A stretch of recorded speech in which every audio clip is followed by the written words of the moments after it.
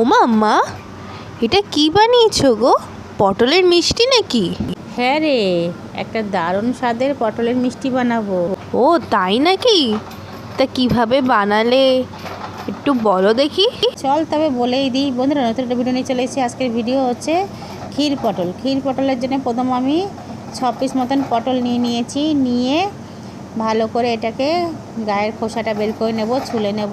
নেওয়ার পরে মাঝখান থেকে দুপাশ দিয়ে একটু চিড়ে নেব। নিয়ে আস্তে আস্তে করে এইভাবে হাত দিয়ে দানাগুলো বের করে নেব। তো দানাগুলো বের করে নেওয়ার পরে সব কটা দানা আমার বের করা কমপ্লিট। এরপরে আমি শিরা বানাবো। তো হাফ বাটি মতন চিনি আর 1 বাটি মতন জল আমি দিয়েছি। দিয়ে পটলগুলো ছেড়ে দিয়েছি।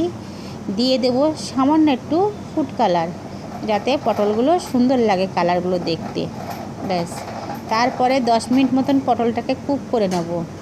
নিয়ে এই যে দেখুন বন্ধুরা, শিরার মধ্যে ভালো করে আমার পটলগুলো হয়ে গেল কুক করা, তার মানে মিষ্টি হয়ে গেল। পটলগুলো সুন্দর করে তুলে নিলাম, এক এক করে তুলে নিয়ে এদিকে দুধটা আমি জাল করে নেব।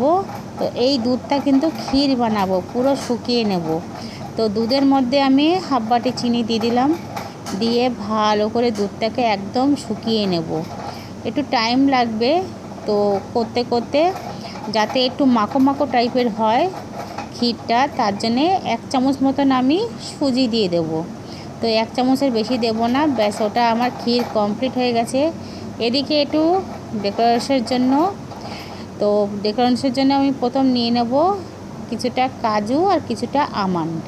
তো দুটোকে ভালো করে আমি চপারে এরকম চপ করে নেব। নেওয়ার পরে ক্ষীরটা এবার পটলের মাঝখানে আমি পুরটা ভরে দেব এক এক করে। এইভাবে আমি সব কটা পটলের পুরগুলো ভরে নিলাম। নেওয়ার পরে ক্ষীরটা কি সুন্দর দেখতে লাগছে দেখুন বন্ধুরা। ও কালারটা দেখে যা ভালো লাগছে। তো এর ওপর দিয়ে আমি আমন্ড আর কাজু যেটা চপ করেছিলাম সেটা ওপর দিয়ে দিলাম। দেওয়ার পরে তো আমার ক্ষীর পটল কমপ্লিট হয়ে গেল। নিয়ে চলে আসলাম মেয়ের কাছে। ও, দেখতে তো বেশ দারুণ হয়েছে। এবারে খেয়ে দেখি। খেতে হয়েছে দারুণ।